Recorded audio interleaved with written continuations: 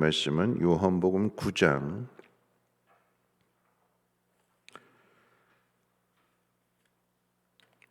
24절 말씀부터 41절까지 한 절씩 교독으로 읽겠습니다. 요한복음 9장 24절로 41절 말씀까지 한 절씩 교독으로 읽겠습니다. 이에 그들이 맹인이었던 사람을 두 번째 불러 이르되 너는 하나님께 영광을 돌리라. 우리는 이 사람이 죄인인 줄 아노라.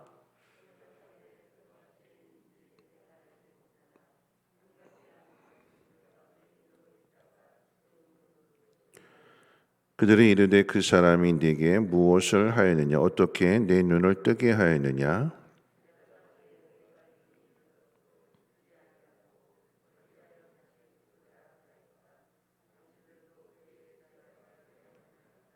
그들이 욕하여 이르되 너는 그의 제자이나 우리는 모세의 제자라.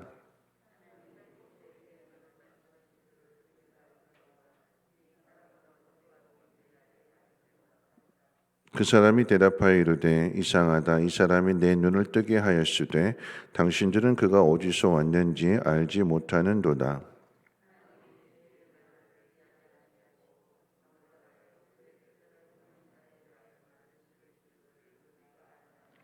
창세 이후로 맹인으로 난 자의 눈을 뜨게 하였다 함을 듣지 못하였으니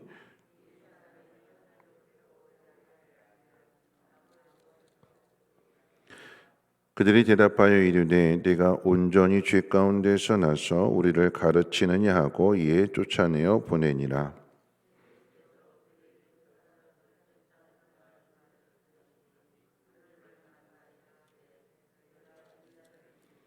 대답하여 이르되 주여 그가 누구시오니까 내가 믿고자 하나이다.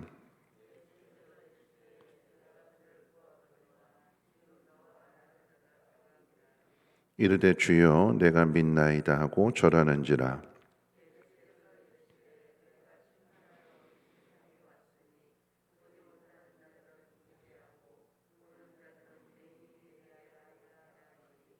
바리새인 중에 예수와 함께 있던 자들이 이 말씀을 듣고 이르되 우리도 맹인인가?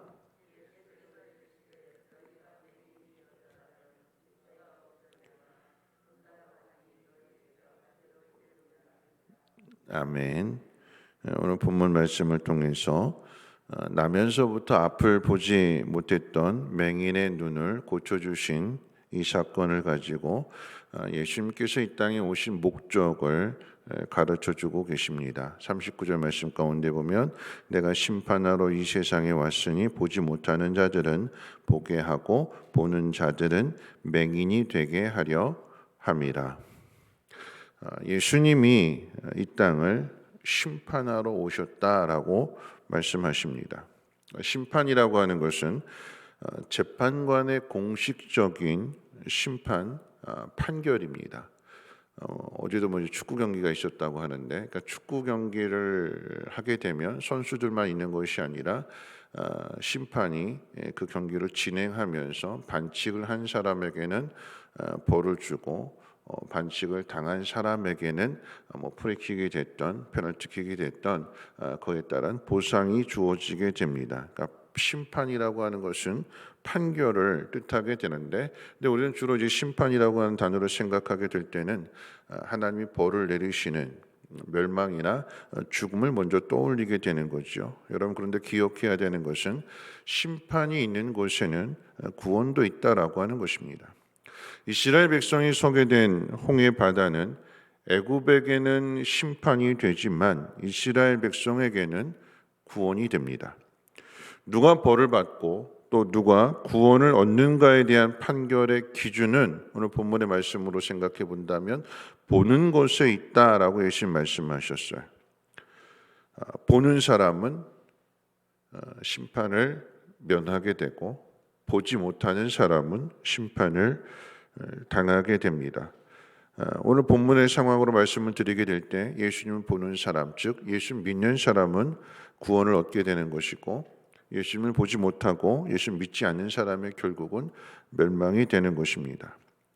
나면서부터 앞을 보지 못했던 맹인이 예수님을 통해서 눈을 뜨게 되었을 때의 그 모습을 잠깐 생각해 본다면, 빛을 보지 못했던, 또한 세상을 보지 못했던 사람이 어느 날 예수님을 통해서 눈을 뜨게 되므로 빛을 보게 되고 그 아름다운 세상을 보게 되었을 때, 그 기대감은, 이제 앞으로 자신의 인생 가운데 펼쳐질 그 기대감은 말로 다 할 수 없을 거죠. 그런데 현실은 정반대였습니다. 속담에 이제 호사다마라고 하는 말이 있는데, 좋은 일에는 꼭 항상 방해하는 많은 일들이 따른다라고 하는 뜻이 이제 호사다마인데, 눈을 뜨게 되었으니까 이제 핑크빛 인생이 쫙 펼쳐질 줄 알았는데, 하고 싶은 건 마음대로 하면서 행복한 삶을 살아갈 줄 알았는데, 근데 현실은 그 반대였습니다. 예수를 죽이려고 하는 사람들 앞에서 자신의 부모는 등을 돌렸고, 또한 바리새인들이 찾아와서는 예수 편을 든다면 유대 사회로부터의 추방을 각오하라고 하는 위협을 하게 됩니다. 예수를 선택한다면, 예수를 믿는다면 너는 왕따 당하게 될 것이고 아무도 너를 도와주지 않을 것이니까 알아서 잘 선택하라. 위협인 거죠. 협박입니다.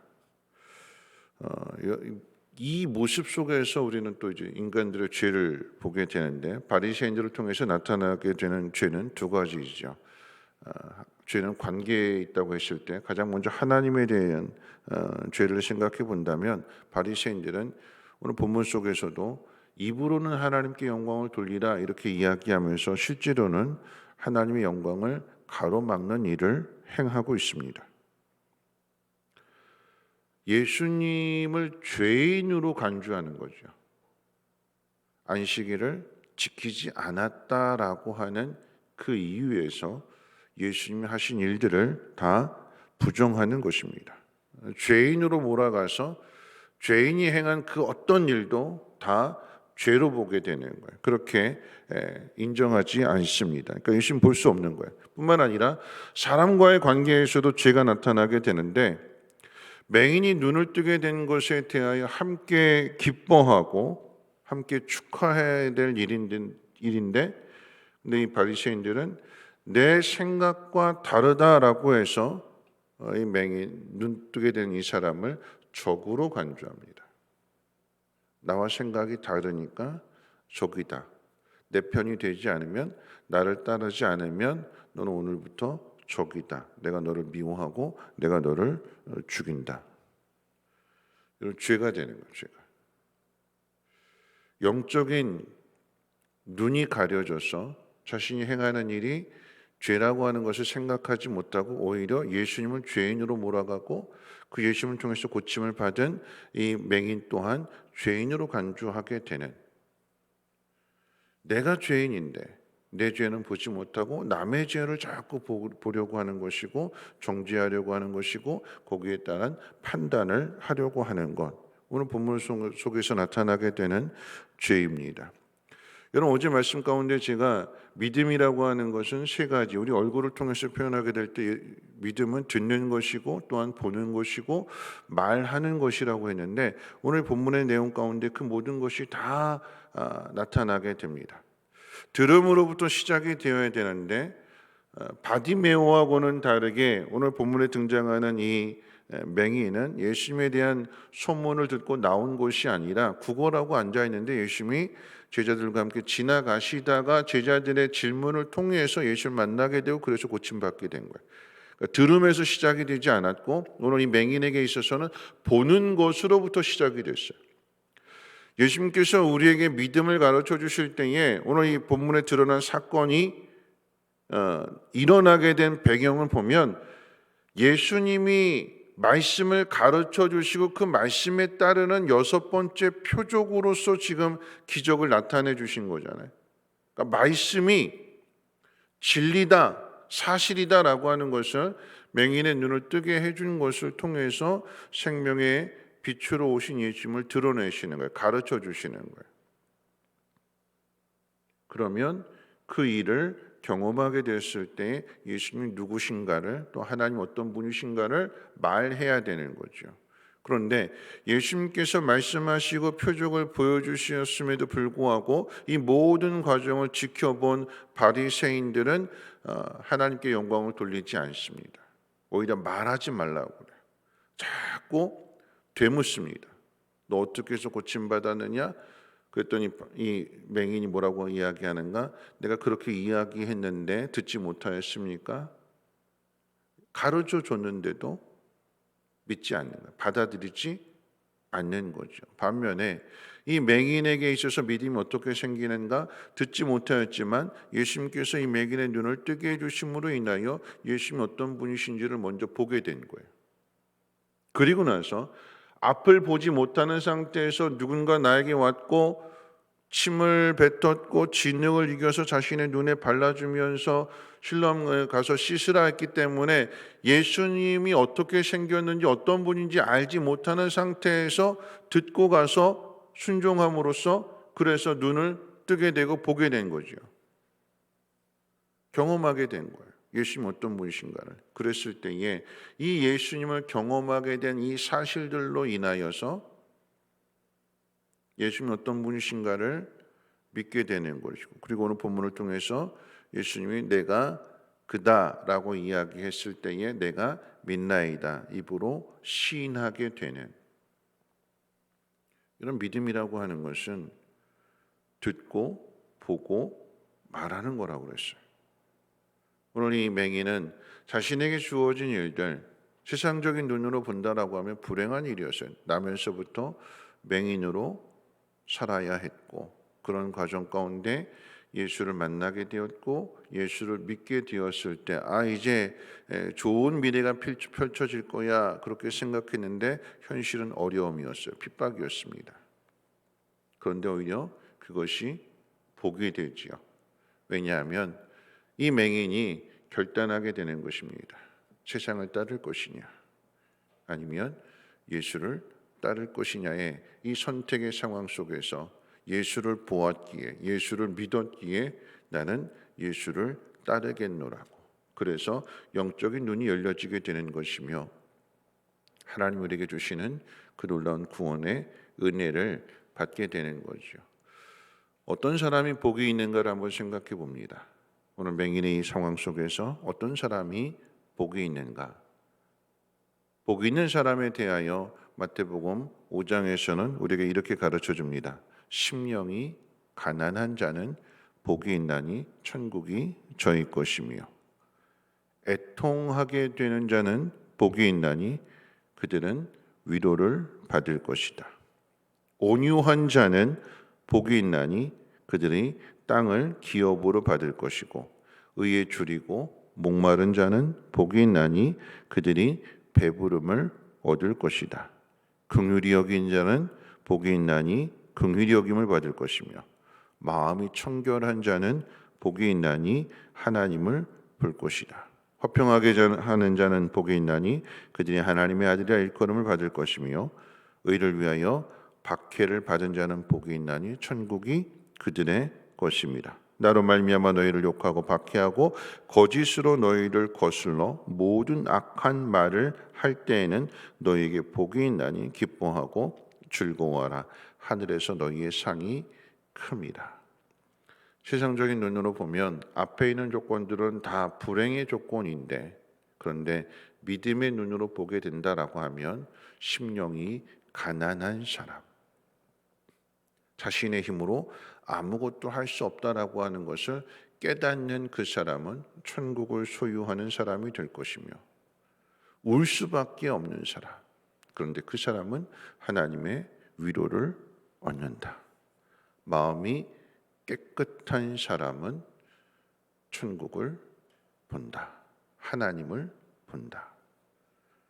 우리에게 주어진 모든 상황들, 세상적으로 고달프고 힘든 상황 속에서 주님이 우리를 버려두지 아니하시고 우리를 구원하러 오셨기에 그분의 말씀을 믿고 그분의 말씀을 따른다라고 하는 그 길이 구원을 받는 길이요, 하나님을 보게 되는 길이며 새로운 길을 걸어가게 되는 것입니다.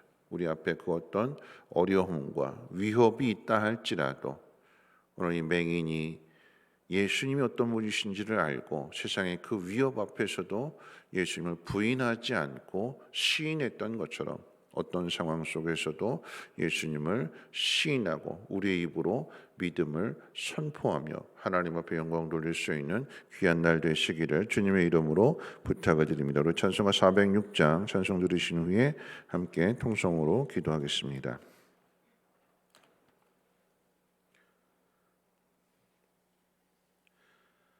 찬송가 406장 통일 찬송가로는 464장입니다. 고난 내 영혼 편히 쉴 곳과 풍랑이로도 안전한 포구 폭풍까지도 다스리시는 주의 영원한 팔 의지에 주의 영원하신 팔 함께하사 항상 나를 붙드시니 어느 곳에 가든지 요동하지 않음은 주의 팔을 의지함이라.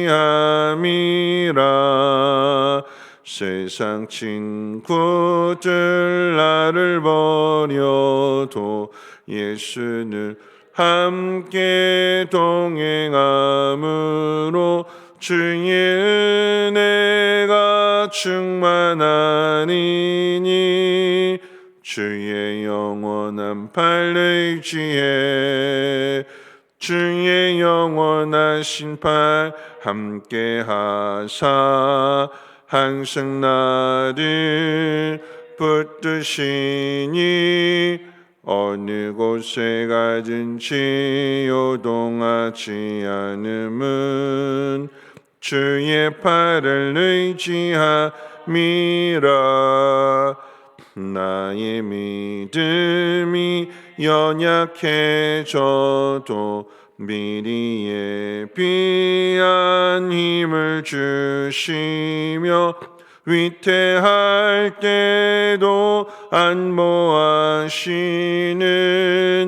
주의 영원한 팔 의지에 주의 영원하신 팔 함께하사 항상 나를 붙드시니 어느 곳에 가든지 요동하지 않음은 주의 팔을 의지함이라. 능치 못한 것 주께 없으니 나의 일생을 주께 맡기면 나의 모든 짐 대신 지시는 주의 영원한 팔 의지에 주의 영원하신 팔 함께하사 항상 나를 붙드시니 어느 곳에 가든지 요동하지 않음은 주의 팔을 의지함이라. 오늘 말씀 통해서 함께 기도하실 텐데요. 예수를 믿게 되면 늘 좋은 일들만 있을 것 같은데 현실은 세상으로부터의 어려움을 당합니다. 세상을 따를 것이냐 아니면 예수를 따를 것이냐. 세상이 위협하고 세상이 우리를 힘들게 한다 할지라도 그런데 우리가 세상을 등지고 예수를 선택하면 예수를 따르면 오늘 말씀 가운데 35절에 이렇게 기록하고 있어요. 예수께서 그들이 그 사람을 쫓아냈다 하는 말을 들으셨더니 그를 만나사 쫓김을 당한 곳, 버림을 당한 그곳에 주님이 오셔서 만나주시고 더 깊은 것을 깨닫게 해주시고 가르쳐 주시는 거죠. 그러니까 세상으로부터 버림을 당한다 할지라도 눈을 뜨게 해주신 우리를 구원해 주시는 주님이 그 자리에 기다리고 계심을, 그리고 나와 함께 동행해 주심을 믿으면서 그 어떤 어려운 상황 속에서도 예수를 부인하지 않는, 예수를 믿는 그 믿음을 세상 가운데 나타낼 수 있는 우리의 믿음이 되게 해달라고, 하나님의 영광을 입으로만 돌리는 것이 아니라 나의 삶을 통해서 세상 가운데, 특별히 코로나의 어려움 가운데 믿는 자로서의 하나님의 영광을 나타내게 해달라고 함께 통성으로 하나님 앞에 기도합니다. 거룩하신 하나님, 감사합니다. 오늘도 하나님 말씀을 듣습니다. 하나님, 앞을 보지 못했던 사람이 앞을 보게 되었을 때에 하나님, 그로 인한 많은 꿈을 꾸게 되지만, 그런데 현실은 부딪힘을 당하게 되고 미움을 당하게 되고 또 세상으로부터 추방을 당하기도 합니다. 그러나 그럴지라도 내 눈을 뜨게 해주신, 나에게 은혜를 베풀어 주신 그 예수님을 부인하지 않고 어떤 어려움 속에서도 예수를 시인하게 될 때에 세상의 등이 돌린 그곳에 주님이 찾아오셔서 다시 만나 주시고 더 깊은 것을 가르쳐 주시고 영적인 구원까지도 허락해 주시는 것을 깨달아 알게 하옵소서. 하나님, 아무리 힘들고 어려운 상황 속에서도 하나님, 세상과 타협하지 않게 하시고 주님의 손을 놓지 않고 끝까지 붙들고 나아갈 수 있는 우리 모두가 되게 하옵소서. 하나님, 코로나로 인하여 여전히 불안하고 두렵고 어려움을 겪지만 우리의 믿음 잃어버리지 않게 하시고 믿는 자로서 하나님의 영광을 나타내며 하나님의 뜻을 이루어갈 수 있는 신실한 그리스도인들 되어줄 수 있도록 오늘도 하나님 믿음의 은혜를 동하여 주시고 마음의 청결함으로 인하여 하나님을 보게 하시고 심령이 가난함으로 인하여서 천국을 소유할 수 있는 복 있는 사람들 되게 하옵소서.